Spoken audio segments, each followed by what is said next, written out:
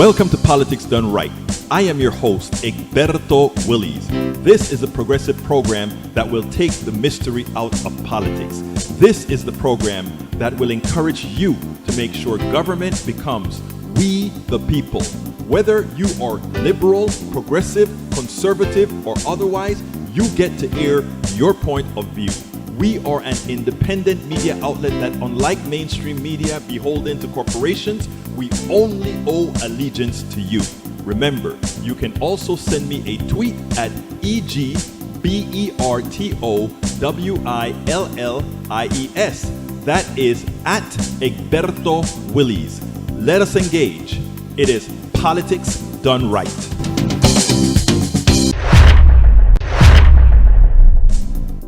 Well, folks, welcome to one more edition of Politics Done Right. I'm Egberto Willies, your host. Thank you so kindly for being a part of the show. We're going to have a great show for you today. It's a full show. And of course, it's Monday, so I also have full info for Brother Michael Rudnan, who says, time to go away over my limit. Okay, I'll read as much as I can, Brother Rudnan. But anyhow, welcome to my beautiful people, Bridge MCP. Hello, peeps. Welcome aboard. Eric Hayes. Hi all, why is this happening? And realize it's Chicago, but still sad to see what bad policy looks like. How is the policy different and what specific policy is bad? Are you talking about? E2247, welcome aboard. Rose Williams, hi everyone, she says. Bridge MCP says, LOL, yep. Welcome back, Michael. And hello everyone, A. May Wood. And hello everyone, May, you know what? You're going to be starring in our cups today. May, you are here today. Welcome aboard. AVQ, you know who AVQ is. Michael Rudnan, welcome aboard. Medicare for All advocates take to the streets over 50 U.S. cities. There's a huge drive for Medicare for All. It's been polled that healthcare is Americans' number one issue. The time to have gotten M4A was when the pandemic demonstrated inadequacies in the for-profit healthcare system, but now will do just as well. Well, now it's actually probably better because the bills are coming due, because the pre-existing conditions that's not supposed to be will show people how the system really works. Okay, second item, Medicare for All rallies in 50 cities show big support for universal health care. The revolution will not be televised. Where is the media coverage? I've not seen a single mainstream network media article or video yesterday or today about these massive marches. And guess what? I am guilty as well. I was supposed to have some of that available as well, but I didn't. Why? Because I took a 6-hour break yesterday to spend some time at my brother Lewis's house because his mother-in-law was leaving back to Panama. Así que I went there to spend a little bit of time and say bye-bye, hello, all that good stuff. But I will subsequently be covering this, my friends. Mayor Bill de Blasio to mandate COVID vaccine or weekly tests for over 300,000 New York City municipal workers, including cops, should have done this a year ago, but it's never too late to start. I think what he should have done is mandated it, and if you can't do it, and it's not because of a medical specific reason, say, okay, we understand. It is your choice, but it's also our choice because of the responsibility that we have that you cannot work here. Thank you. That's it. I think it is time for us to protect Americans, and you can only protect Americans if you protect Americans. Michael Rudden says, don't you work with old people? Don't you work with old people? Many elder care workers still refuse to get COVID-19 vaccines. This right here needs to be seen as a disgrace. Amid a pandemic of the unvaccinated, more than 40% of the nation's nursing homes and long-term healthcare workers have yet to receive vaccinations, and I think they should be summarily fired. Period. Fired. You can do as you please, but as a private company hiring people and wanting to reduce the cost of having to have a lot of sick people, bye-bye. Medical groups call for mandatory shots. Healthcare workers should be first in line to prevent disease spread. Yes, they're meeting people after people after people. And to be unvaccinated, the hospitals and government and everybody else should have the right to say, please, you have the right not to be vaccinated. We have the right not to kill other people. So bye-bye. Climate, and I'm not being rude to those people who don't want to be vaccinated, those people who want to decide that they have reasons not to. I get it. It's your body. You don't have to throw things into your body that you don't want to throw into your body. We don't have to want to next to be your next to we don't want to have to next to be next to your body where you can probably infect us. So therefore, again, bye-bye. Climate crisis, a hammer hitting us in the head, says Oregon governor as wildfire rages. Endless wildfires are already here. And guess what? They're here to stay. Michael Rudden, are you going to finish, brother? Californians scramble for fresh water as taps well run dry. There's something else I want to tell you guys about California water. California has been running out of water for a long time. They've been using well water dug several hundred feet down below the ground, and the satellites have shown that California's, that Imperial Valley and these valleys where we have a lot of our groceries or vegetables grow, it's been sinking several, I don't remember if it's millimeters or inches per year. Okay? I mean, we've been drinking that water out of the ground that's been accumulating for hundreds of years, thousands of years. We've been sucking it like a straw dry. It is time for us to look at not what capitalism says is the way to solve this problem, but to do what a collective says to solve the problem. Start getting fresh water from desalination that's run off of solar power and other powers, building man-made lakes of waters that can replenish reservoirs. There's a whole lot of work we can actually do, but it's not something that is economically feasible in a capitalist system, but it's economically feasible when we, the people, decide that that is what we are going to do to create free water for everybody out of our collective taxes to do these things. It can be done. It's just not a profit motive there because there's no profit to be made. Period. Punto y final. The age of worst case scenarios. What are we seeing with climate change is already worse than the worst case scenario? I don't know. Okay, Michael, let's see what else you have here. Forcing a reckoning over their contribution to the climate emergency. Companies are coming out with a record number of pledges. If we don't get off the fossil fuels in the next 10 years, then heavily limit beef agriculture, we don't stand a chance of forestalling global warming, and our civilization will fall within 30 years. This isn't something we can foist upon future generations. It's something that we have to do today. Very true. The product of just 100 private and state-owned fossil fuel companies were linked to 71% of the global industrial greenhouse gas emissions in 1988, since 1988, according to a groundbreaking report 2017.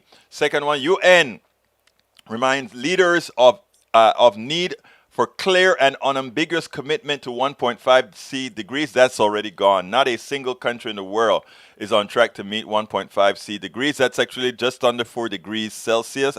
Fahrenheit.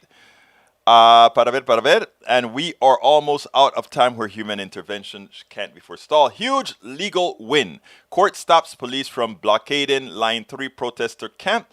What do you call it when corporations control government power? Fascism. We can't have that in the United States. This ruling has stopped one of the worst abuses, but this isn't over. Enbridge has paid more than $1 million to reimburse local sheriff's department, effectively privatizing Minnesota's public police forces in service efforts to repress. Okay, I got all that you put out there, AVQ, but I got to go ahead and, let me see what else people are saying before I run to the interview that we're doing today. Welcome aboard, Breach MCP. I think I welcomed you aboard. Eric Hayes, the debt bill comes due. Yes, I don't know what you're talking about. Let's see. Maywood. Alicia, welcome aboard. I think, is it Alicia? Yeah, Alicia. Lee Grant, hello buddy, how you doing today? Bree says, many Americans, I would take a bullet for our country. Other Americans, sit down, you won't even take a vax for your community. Sad, yes. Empty Wheel, Marcy Wheeler today reporting the available evidence says Merrick Garland is prosecuting controversial case from Trump years. Yay, that'll be a good thing. Ask Cuomo about the old people and COVID policy and you get no accountability. And of course we get accountability. You know about it, right? That's accountability. Okay, let's see what else we got here. Rose Williams, I think I saluted you already. Anybody else I need to salute before I get moving? Let's see. Cuomo, Breach MC says, Cuomo officials are not going to investigate as they didn't find anything. Thank you. Lee Grant, how do you handle folks with religious objections to vaccination? Some Christian scientists, for instance, would progressives compel them to be vaccinated? No, as I said, they do not have to be vaccinated. They don't. but we also have the right not to want to be next to them. So we can excommunicate them from restaurants. We can excommunicate them from anywhere where they can infect others. That's what we're talking about. I have my freedoms as well. My freedom to stay away from those who will get me sick. It's that simple. Maywood, sorry, the last one was for Breach. Okay, let's see what else we got. Let's see. Republican Elsie Stefanik blasts DOJ for dropping civil rights probe into Cuomo over nursing home debts. While this looks like a right-wing bubble talking point, there is some substance to the story. According to the New York Times, New York leads all states in the number of nursing home residents and employee deaths, with more than 15,000 in total in the spring of 2020, as Cuomo used for his emergency powers to address the surge in the pandemic. His administration ordered nursing homes in New York to accept stable COVID-19 patients. Critics argued the decision led to larger. My question to that is, what was the reasons for doing that, and what alternatives there were? Again, it's above my pay grade. When you have a dangerous virus that mutates as fast as coronavirus do, you are just providing more opportunities for it to mutate if you let it spread. Agreed? Let's see what else I got. Daniel Ledo, Egberto sounds like Trump. You're fired. Oh, well, thank you, Ledo. I know you love Trump, so you must love me. All right, now let's see. Egberto, thanks for reading all my comments. There was a lot, but yeah, it's Monday. Yeah, don't multiply it again, brother. You're going to kill me. No, I'm kidding you, man. You guys do. If I just can't read some, I just won't do it. Alicia was correct. Thank you, Alicia. Alicia is what I would say now, not Alicia. Alicia is lo Latino, pero Alicia is not lo Latino. Eric Hayes, crime and murder is norm today based on policy. That is not true at all. In fact, the 1990s, 1980s, the crime rate was much, much, much higher. It's just that relative to how safe we've made it in the 2012s, 2008, it looks like a big deal, and it is a big deal if one person is killed, but Hi all, not called Medicare for All in the 1930s. However, groups advocating for health care for almost a century getting it done. Peggy Lopez, thank you for bringing that out. Let's see what else. Oh, wow. I'm almost done here, guys. There's greed in literally killing people every day. Millions of people forgo life-saving medication because they simply cannot afford it. That is murder by right-wing government. If we allow Medicare to negotiate lower price, shouldn't have to be negotiating prices for products we created, we invented. And that is where we need to start learning. It's going to help. Let's listen to Jon Rosenthal, and we'll get busy. But, let's go ahead, Jon Rosenthal. Welcome to one more edition of Politics and Run. I'm Egberto Willies, your host. I'm here with State Representative Jon Rosenthal once more. Jon is protecting our democracy, our voter rights in Washington, D.C. He's one of the Texas state representatives who took off to D.C. to make sure that they didn't have a quorum to take away our rights here in Texas. Representative Rosenthal, how are you doing this afternoon? I am doing well. We're staying busy. We're working hard here, and we're in it because we really believe in the cause. We want to protect the freedom to vote, and not let our colleagues make it even more difficult than it already is to cast a ballot in the state. Now, I know that you guys have been in a lot of meetings. I know that a few of 6 of the members sort of had breakouts with COVID. Are they doing fine right now? Yes. So it's been such a big piece of news, and really over here, it's not been anything. So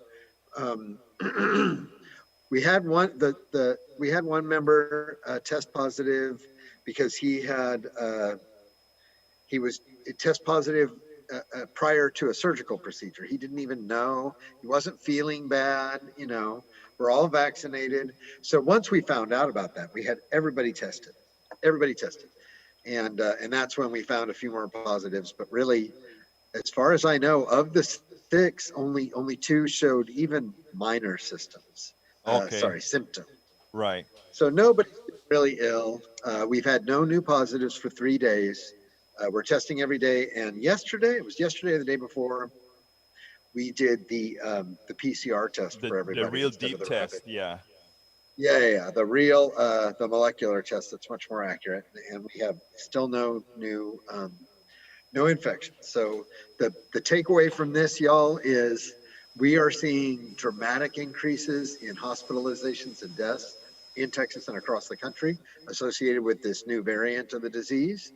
Um, and among all of us here vaccinated, most didn't have any trouble at all. The ones that even tested positive would never have known if we didn't test them. So they were completely asymptomatic. The takeaway is the vaccines work. Please, please, please get vaccinated so that we can rid ourselves of this problem once and for all. Thank you so kindly for that advice, Representative. Let's get to the core of this thing right now. First of all, just for a brush up to those people who still or may be a bit uninformed, why are you in DC right now? Why did you leave Texas? We left Texas to block a very egregious piece of legislation. So it it really is an attack on our freedom to vote. And anyone who tells you, oh, it's just a voter ID bill, or it's this or it's that, this is 47 pages of all kinds of stuff in there. And it chips away at the availability. It chips away at the accessibility. It limits voting hours.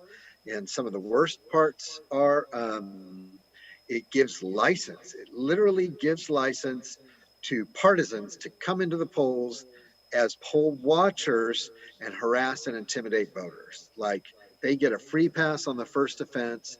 The election judges can't even ask them to leave until after they warn them, and only when they witness the activity themselves. It literally says these people can violate the penal code. They can do criminal activity inside of the voting booth, close enough to see and hear your voting activity. They can look over your shoulder and watch you vote and harass, intimidate you.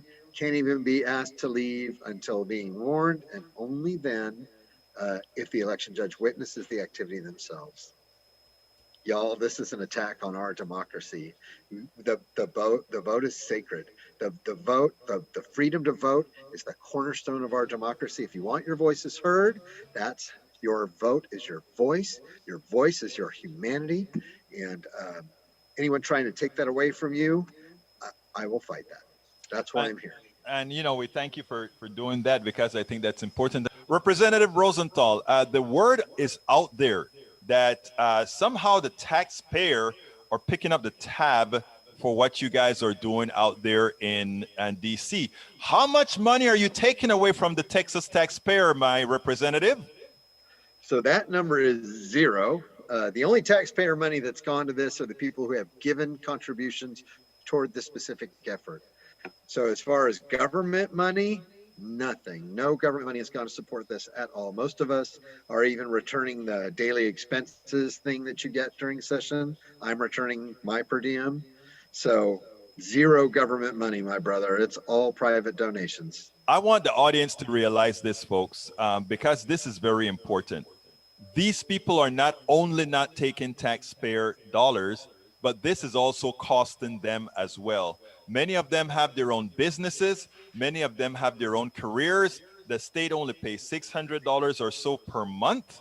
So That's no, right. this is at a personal hurt that our representatives are doing this. So again, like I have always asked, remember to support our representatives from the grassroots, because the fact is, if they're supporting us in what they're doing, we need to do the same as well. A lot of people think that a lot of this voting is only going to affect one class of people or one group of people or one ethnicity, not realizing that this stuff is really a partisan thing. They look at the way things are set out, and the areas that they feel vote Democratic is where these particular things are targeted. Big cities, which are generally Democratic, they will see loss of drop boxes, etc. And in fact, I think they get the same amount of boxes as other folks as far as etc. So, I mean, I think we need to explain to people that this is not a racial issue only. This is a party issue that says, if you are voting for another party, we don't want you to vote.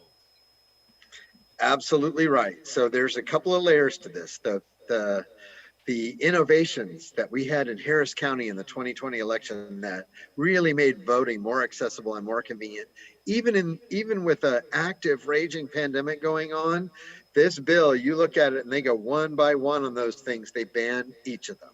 I don't know how it makes voting more secure to cut it off, and not allow 24-hour voting. I don't know why they would pretend that eliminating drive-through voting makes it more secure.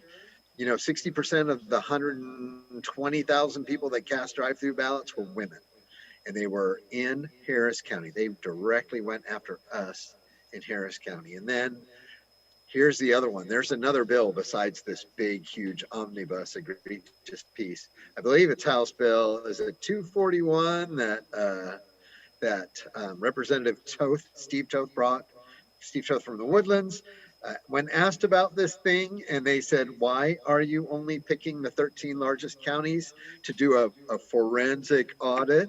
Why are you only going to audit the 13 largest counties? Well, how about the 14th or the 15th? How about some smaller counties? And he literally said, well, we don't really have the time and the money to do all the counties, and really the smaller counties vote red anyway. So what's the point? They are literally going after Democratic voters. Wow, he actually slipped and said that. It's all, if you check Twitter right now, all the Democrats are retweeting that because he literally said that out loud. It is amazing that that's one thing the new Republican Party has learned, right? That they can actually think aloud. At first, all these things they would try to do it in secret or do it without, try to name something else. Now, you all have met with the vice president. You've also met with I think Representative Clyburn over Zoom. Are you going to meet? And by the way, have you guys been meeting in persons, or all Texans have been meeting through Zoom? Well, until we had the little COVID issue pop up, all the meetings were in person. Mm-hmm. And so we met in person with a bunch of senators. We met with Kirsten Gillibrand, Raphael Warnock, Amy Klobuchar, Senator Merkley from Oregon, I believe. And I think you also met with with Manchin, Joe right? Manchin. Yeah. Yeah. So Texas Democrats have now met with Joe Manchin twice, and actually more productive meetings than you might think.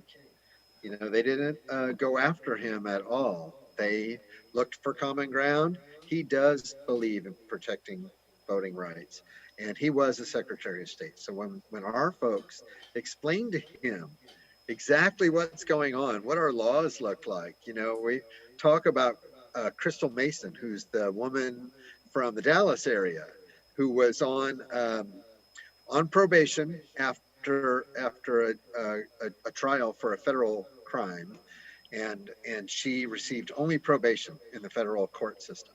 And the probation officer, they give you a package and they say, no hanging out with felons, no guns. And they list out all the things you can and can't do. They did not tell her she was ineligible to vote. Right. And so she was still registered. She cast a ballot. She was brought into her probation officer's into the probation officer's office, and they took her away in handcuffs. Right. And the reason was for casting an illegal ballot. She didn't. 5 years, right? So they sentenced her to 5 years for casting a provisional ballot that wasn't even counted. Right. Our system for provisional balloting, where they go and they check it to see if it's to be counted or not, worked. The ballot was not counted, and the sentenced her to 5 years. She's now out on appeal. It wasn't 5 years. I think it was 26 months. Okay. In prison for attempting to. When this was just an election worker who said, "Oh, your name's not on the roll, but here's a provisional. If you fill this form out, you could have an opportunity to try to cast a ballot." So when we talk about stuff like that, other states let people vote when they're on probation or when they get out, if they're on parole. Our state, you have to complete all of that stuff, and that's I'm not even arguing the ins and outs of it. I'm saying if you are on parole or probation, the people that set you up with your conditions should inform you. Right. Well, I mean, it is sad that So anyway, we explained that to. Yeah, go ahead. I think you're Yeah, from. we explained that to the senator. Am I And now, frozen? now, Joe We Manchin. explained Let me that to ask you Joe about the Manchin. senator that you spoke to. The senator that you spoke to, did you feel like they will ultimately make that carve out? That was not part of the conversation. Of course, I was not in the room for the Manchin meeting. I met with Gillibrand and a couple of others. I met with Raphael Warnock and Amy Klobuchar, Merkley, um, and Elizabeth Warren. Mm-hmm. But the people who did meet with Joe Manchin felt very positive that they were looking for paths to ensure that the freedom to vote is protected in the country. Now, And so we Representative don't know if Rosenthal, that's going to look like a yes. let me tell you, from those of us on the outside, all right, when we know, I like your T-shirt, by the way. I love your T-shirt. Yes, I love that T-shirt. Anyway, Let we me back it up here. there you This is go. the Texas Fugitive T-shirt. I like the Texas fugitive. Anyway, here's the issue. We know that there's not going to be not one Republican senator who is going to support either the John Lewis bill or the We the People bill. Neither one of them is going to get the support. We know that. Why the only option to get some sort of a bill is if there's a carve out that's made for that. There are just two ways, right? We get 10 Republicans or we get a carve out. And the 10 Republicans are unlikely. Again, do our Texans feel like one of those things are going to occur? There's actually a third possibility where they put some of these protections in a reconciliation bill. So Oh, there's conversation about that. I got you. So Where now is that voting get how go do ahead. but reconciliation has to do with budget? How do they turn that into a budget bill? That all I can tell you is they're having conversation about the possibility of doing that, and I know that the Senate parliamentarian is supposed to be making a ruling on certain Okay, provisions that could be that's news. That is reconciliated news. this week. As far as the process in the Senate, while I agree with you, I don't think we're going to see no 10 senators vote for any voting rights. No 10 Republican senators voting for them. I think actually you might have a couple. I think actually Collins and Murkowski and actually Toomey have agreed to meet with us virtually. And I think Really? that, What and about Romney? I don't remember the specifics that's working. I'm not the one setting up the meeting, so I don't know. I just heard that that Democrats were going to meet with them or their offices or something like that. I knew that Murkowski and Toomey were interested in talking to us, is what I've Interesting. heard. So Interesting. we are attempting to reach across the aisle also, and I would consider senators like that more moderate. There's no way there's not 10 moderate Republican Right. senators in that, right? There's just but you It's might get a just not couple. there. And if It you had a carve out or you had a way to do a reconciliation piece, those are possible avenues. that's the So only way. Yeah. All right. I agree with you, brother. Now, Representative, we always end it the same way. You are out there in DC right now. What do you need us Texans and the rest of the country to know? How would you like to close us out? Tell us what we need to do to help you do what you do. So first, thank you so much, even just for having me on and having the conversation. People need to be educated about what's in this bill, be able to counter the disinformation that's out there. I think folks advancing overly simplified narratives that are false is a real problem. So if you can help us with that, send your love, send your prayers, and fundraising is actually part of being elected, and we're not doing any of that, not at the level that we would be if we were back home. So if there's anyone out there who can help to sustain us while we're doing this, that's also very much appreciated. Well, And I either will. through JonRosenthalTX.com or TexasHDC.org or whatever it is. I will on your when this is processed, we will definitely have your website on there because we do need to support our representatives that are out there fighting the battle. I mean, you can't ask them to be grassroots and then not expect that we have to. I mean, we go to McDonald's, we go to all these places, we pay for cable TV, we do all these things. Please, folks, when you find yourself with representatives out there that are really representing the people, please do support them. We're going to put it on the screen, but I'd like you to ask people how can they support Jon Rosenthal. Well, you can go to JonRosenthalTX.com, JonRosenthalTX.com. That's the website. That would be the place to make a financial contribution, but also anything that you can do as far as your activism, bringing people along. We're going to have a massive voter registration effort in this state. We are going to combat whatever comes our way and through organizing. So all that, and for folks that know me and know that I started as an indivisible leader, it is the grassroots effort that got me elected and defeated a long-term incumbent, and it's going to be the grassroots effort that helps us make ground in the state. Absolutely. So, Representative Jon Rosenthal, thank you so kindly for being on Politics Done Right. Thank you. Always a pleasure. That was Jon. By the way, folks, please, if you are on YouTube, please support our program. Please go ahead and click that join button. We cannot do this without you. Click that join button. And while you're at it, why don't you just go ahead and say, you know what? I'm going to get me one of the PDR Posse cups. I'm going to get me one of the PDR Posse cups. And how do you get one of the PDR Posse cups? You just click on the link that I've just placed in the link there.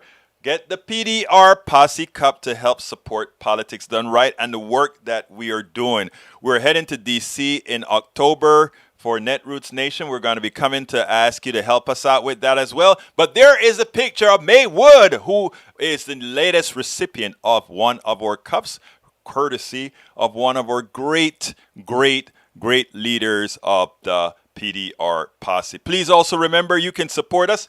I'm not going to give you a whole lot of links this time. I'll just go ahead and give you one link, politicsdoneright.com/support, politicsdoneright.com/support, and that will give you all the different options that you have to support this program, to make sure we can continue doing our work, make sure we can continue informing, make sure we can continue taking away the crap from, what people are doing, what people are saying.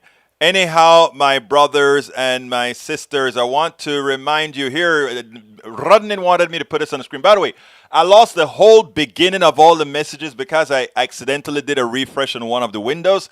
So I've lost a lot of the messages that you guys put out there. But I have stuff here from, let's see, Scott Fuelis. Hey, Scott, how you doing, my brother? Thank you for that link about all you need to know about the voting rights stuff. That is wonderful. E2247, thanks for the Daily Coast kudos on one of the articles that I placed out there today. Lee Grant says, if you can block any legislation by sabotaging the legislative process, the vote won't matter. This, the lefty prog interpretation of democracy. No, it's called the filibuster is what does that.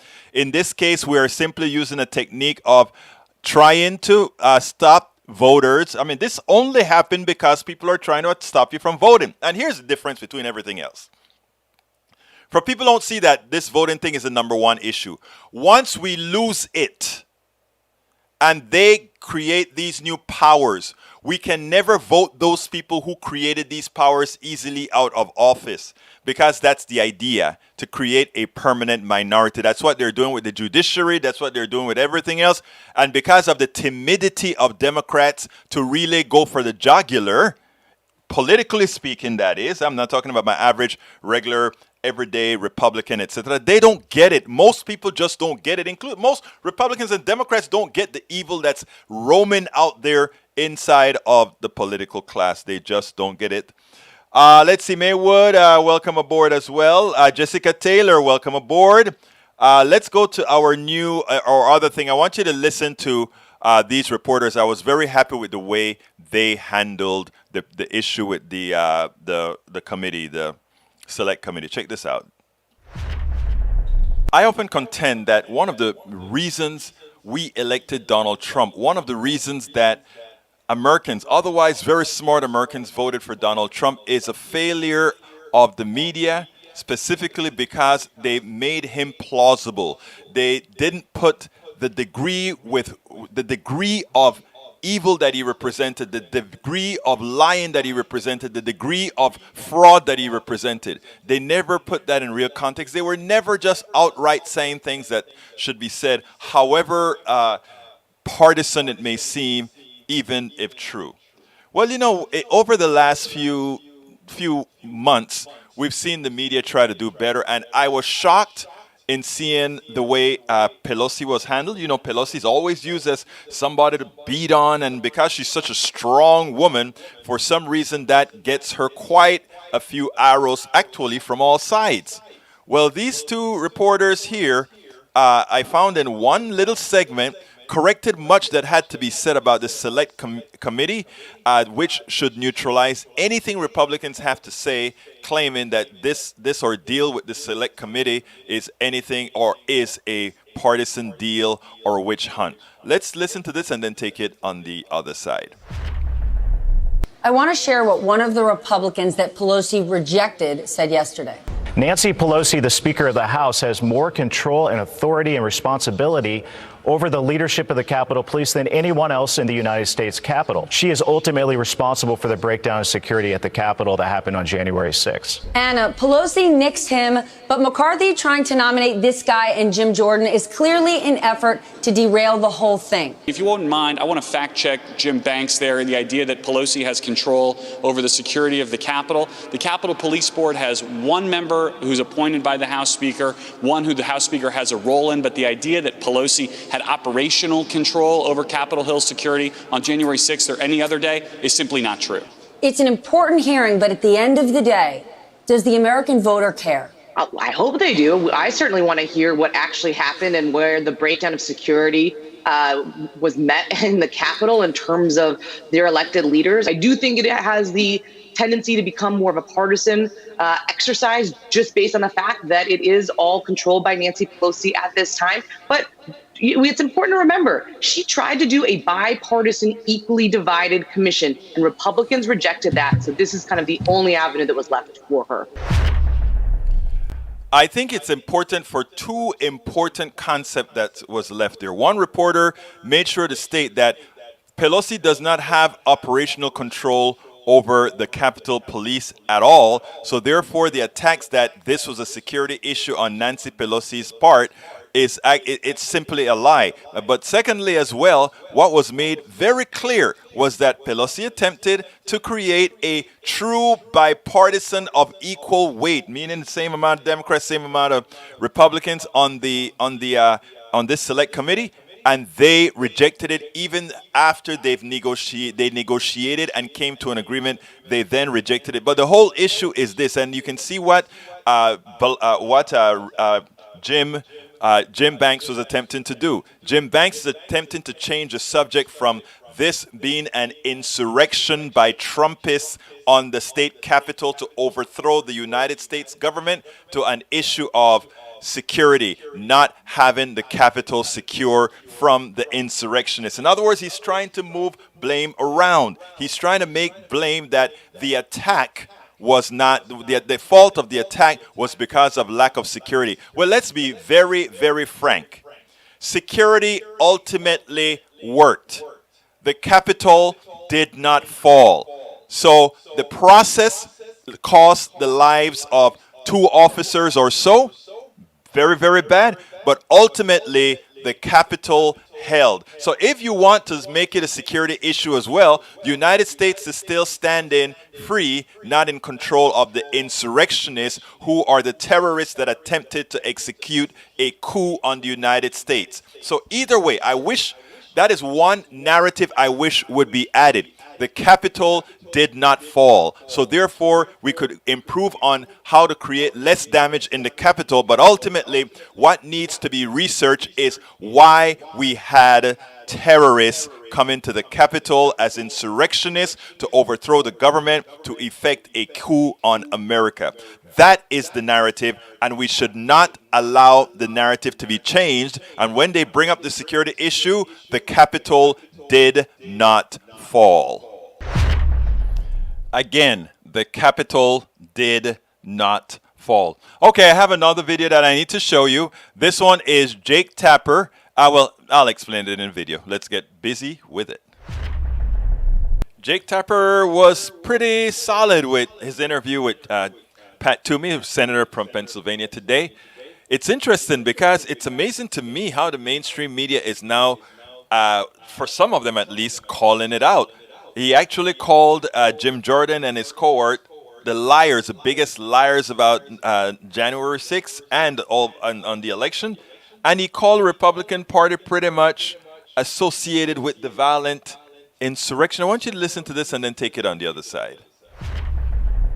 You supported the failed effort in the Senate to create a bipartisan, independent commission to investigate the Capitol attack. Right. We just saw the effort to investigate this on the House side through a committee blow up after Republican leader Kevin McCarthy put two of the most prominent election liars, Congressman Jim Jordan and Jim Banks, on the committee. Speaker Pelosi then vetoed them. McCarthy's now boycotting the entire thing. Why do you think so few in your party, in the Republican Party, seem to want to take this seriously and get to the bottom of what happened on January 6th? I'm obviously not including you in that. Well, I think people do want to get to the bottom of it. Yes, I did support the Senate version of a commission that would have been genuinely and truly bipartisan, both in its composition of members and in staff, which I think is important. This exercise in the House was not meant to be that. Look, here's the bottom line, Jake. We have a lot of investigations underway now. There are Senate committees that have completed some. There are others still in progress. We have many criminal investigations. I would favor a truly bipartisan commission. But I think we should be candid about the fact that it is politically to the advantage of Democrats to try to keep this issue in the forefront. James Carville has been very candid about this. He's urged the Democrats, don't let the election be about Joe Biden and his policies in 2022. Make that election about January 6th and Donald Trump. What does it say about your party that an investigation into a violent insurrection would reflect poorly upon it? No, I think it is constant reminder about a terrible episode in our history with which Donald Trump was at the heart of. Now, that was quite interesting. First of all, you notice he threw Donald Trump under the bus. Oh, no, that insurrection is about Donald Trump. So here we have one prominent Republican saying it's about Donald Trump. But the fact that Jake Tapper would right out called the Jim Banks and Jim Jordan liars, and also make it clear that the insurrection is associated with the Republican Party, starts to do the necessary job to remove that false equivalence that they always like to talk about. At least we're starting to see the real fear and the balance being the right type. Absolutely. We spend a lot of time deconstructing the news, trying to parse it into a form that everybody can understand. Absolutely so, folks. Absolutely. Let's see. Redlin wants me to put something else on the screen. Let me see what it is about. Oh, Secretary of Defense. Yeah, I can put that on the screen. Let's go ahead and do that for a couple of minutes. Give you that option. I think that is where I do it right there. There we go. All right. Anyhow, folks, we have.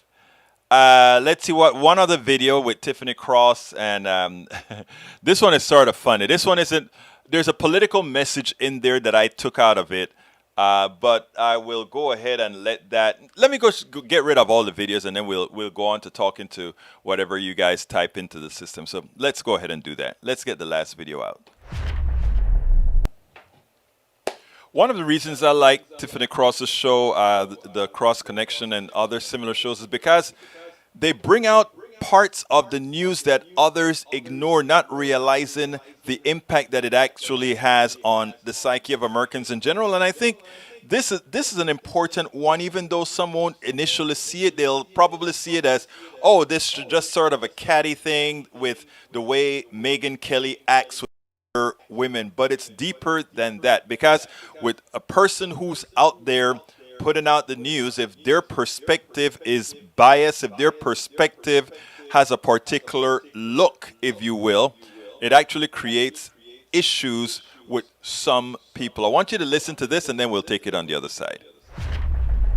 Normally, you guys know I use this time to address something or someone relevant who has warranted some sort of ire from the community. However, this week I'm taking a slightly different approach and addressing someone completely irrelevant.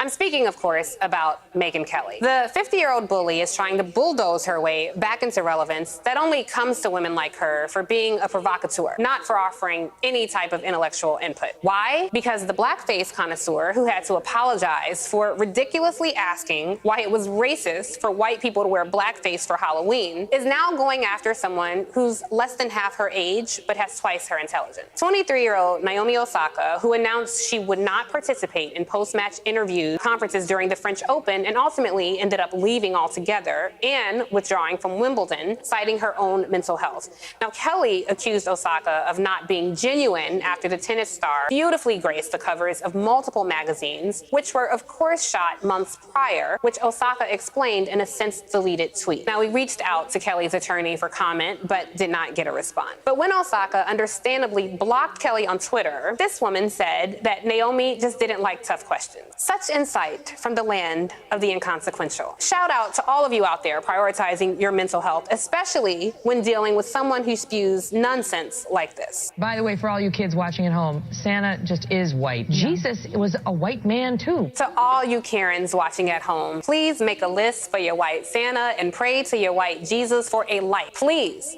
Because we're out here living our best life, fighting on the front lines to preserve democracy, taking up space at the highest levels of government, making long overdue and necessary changes in newsrooms, winning Emmys while twirling on our haters. We come from a long line of torchbearers, lighting fires that illuminate the world and burn away chains. So it's no coincidence that Snow White and the 7 dumb takes she's had recently overwhelmingly target Black women. The amazing luminary Nicole Hannah-Jones, whom Kelly went after over the 1619 Project, the Duchess of Sussex, Meghan Markle, who Kelly said should stop whining about the treatment of baby Archie, Olympic hammer thrower Gwen Berry, who Kelly suggested be removed from the Olympics due to her protests. Kelly is really just trying to crawl her way back into social relevance and into the hearts of Fox News viewers by regurgitating their favorite attacks, all while benefiting from the work that we do. We're quite used to it. But when it comes to us, sisters, stop punching above your weight. You keep asking for this smoke that you really don't want. You want to act like a high school mean girl, and you'll get treated that way. Sit down,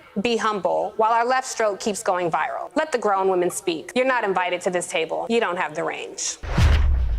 The key word, targeting. And, you know, it may seem kind of, well, who cares? The reason one should care is that somebody who has a platform, who methodically attacks a particular sect, a particular group, that has influence in the psyche of the entire population. Why some people are generally disregarded, why some people are generally stereotyped, etc. Because we have those with the platform who use it incorrectly. Thank you very much, Tiffany Cross. At least you're using your platform to point out those who are not doing it the way they should. Absolutely so, my friends. Jessica says, I love that commentary. Maywood is saying, Egberto, maybe it's going back into your speaker. I got to figure out which one it is because I got to figure out if it's the original that has the echo or not. I'll figure that out and get it fixed eventually. Eric Hayes, why is Osaka in the Olympic Games right now? Because she wants to play. That's why she has free will and she have the right not to play in where she thinks she's being abused by the reporters. You know, I love the answer that one of the sisters gave to, what's her name again? God, where is my mind? The sisters who play tennis. She said, the one thing I do know is none of you reporters would ever be able to play the way I play.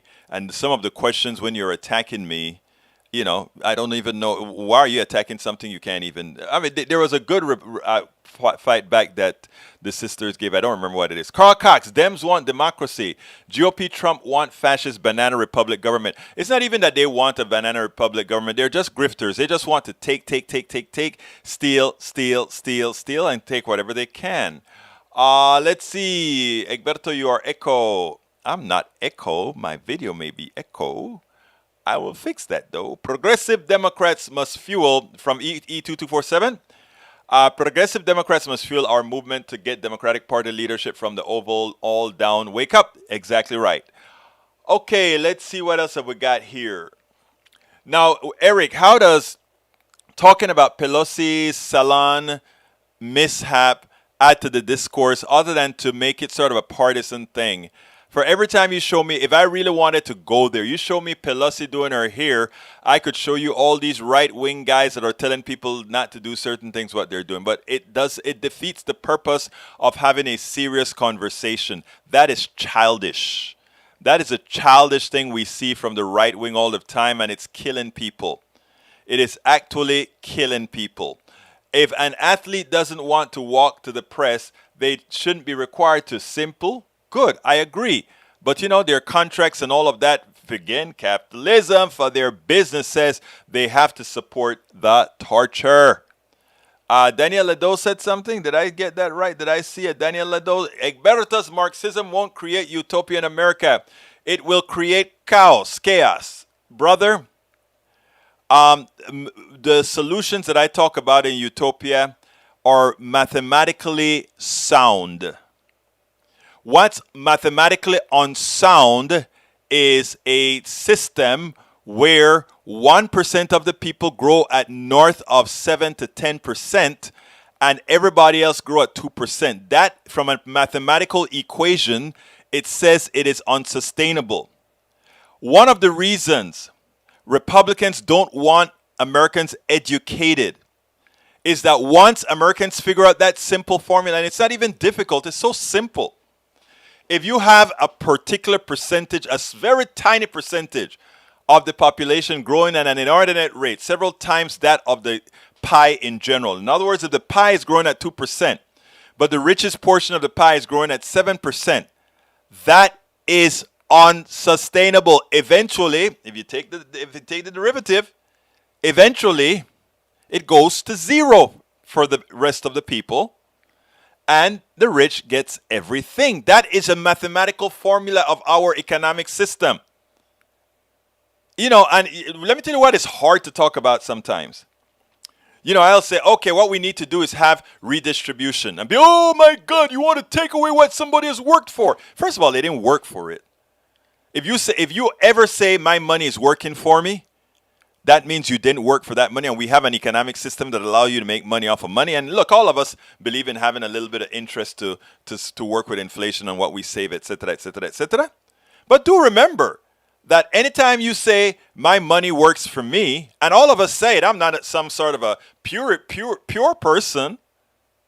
But if everybody, I want you guys to understand something. If everybody thought they could put their money into the stock market and make money, you will realize that it falls on its face. Because for somebody to make money on money, it means somebody that actually is working is going to make that money. And assuming that you're paid what you're worth, there shouldn't be anything left over for you to make money on money. I mean, it's the theories that come out, it is so simple really, right? But we are taught to be so not informed that it catches you offline. So folks, it's a mathematical formula. Anybody wants to discuss it? Any one of my people who don't believe that want to discuss it? We can talk about how money grows, and I can itemize it using one example and ask you, let's go ahead and see how it expands. Everything that I talk here is mathematically sound. Mathematically sound. And you know what governs everything in the world? Math. Math. Eric Hayes, Egberto, how do you know, or the rich person's keeper know they have money and shouldn't be worried? Egberto, how do you know, are you the rich person's keeper? No, they have money and shouldn't we worry about ourselves and what we are accountable for? Slave mentality. Again, if the riches, you said, listen, I want to expand on Eric Hayes' theory. Egberto, how do you know, are you the rich person keeper? Yes, I am. And you too. All of us are the rich person's keeper. You know why? Because we are the ones who made them rich. It wasn't some extraordinary ingenuity where they made the money. It's the money they're not paying us that makes them rich. So yes, we are the keepers of the rich. So they have money, and shouldn't we worry about ourselves? That is why we worry about how much they're stealing. Because we are worried about ourselves. And that is what I talk to you about, people not teaching people how critical thinking. Critical race theory, critical thinking. All these things are important so that we don't think wrongly. Okay? So, Eric Hayes, I think I completely turned your question away in a manner that you can understand, my brother. Are we the rich person's keeper? Yes. Shouldn't we worry about ourselves? Yes. And that's why we talk about taking from the rich what they've stolen from us. Yes, you are correct, Mr. Hayes. We are the rich person's keeper, and we should be concerned about ourselves as well. E2247 says, great explanation, Egberto. Thank you so kindly. No, I have enough to worry about besides what others have. Again, if you have other things to worry about other than what the rich have, then you're doing a disservice to your family. Because you are telling your family, I'm going to discount the person who is robbing me blind. So I'm going to try my best to worry about how to take care of you, family. I'm going to worry about you, family. Again, the enslavement of our minds by the uneducation that we have gotten in the United States of America over several years, it's amazing. And one of the goals of politics done right is to have us do critical thinking.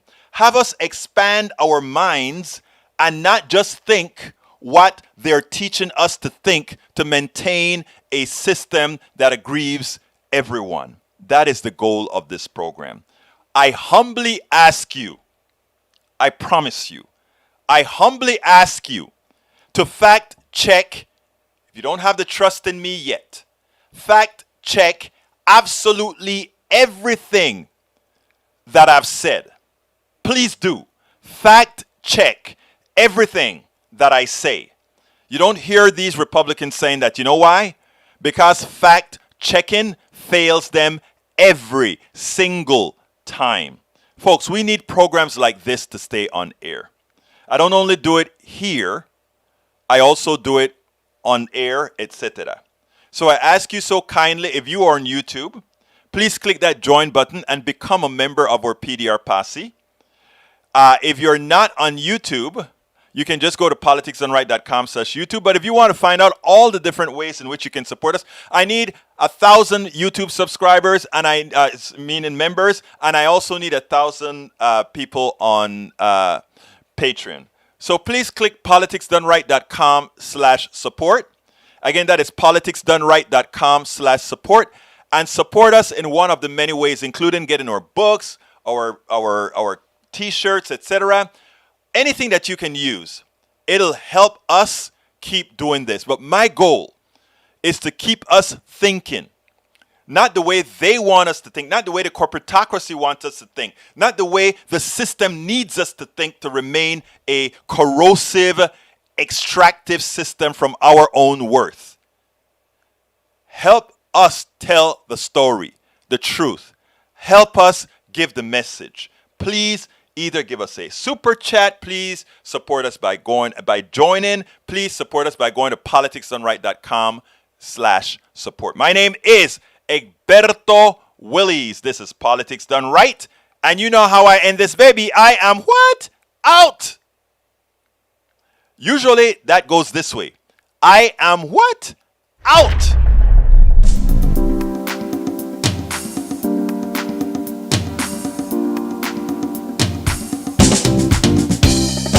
Welcome to Politics Done Right. I am your host, Egberto Willies. This is a progressive program that will take the mystery out of politics. This is the program that will encourage you to make sure government becomes we the people. Whether you are liberal, progressive, conservative, or otherwise, you get to air your point of view. We are an independent media outlet that, unlike mainstream media beholden to corporations, we only owe allegiance to you. Remember, you can also send me a tweet at EGBERTOWILIES. That is at Egberto Willies. Let us engage. It is politics done right.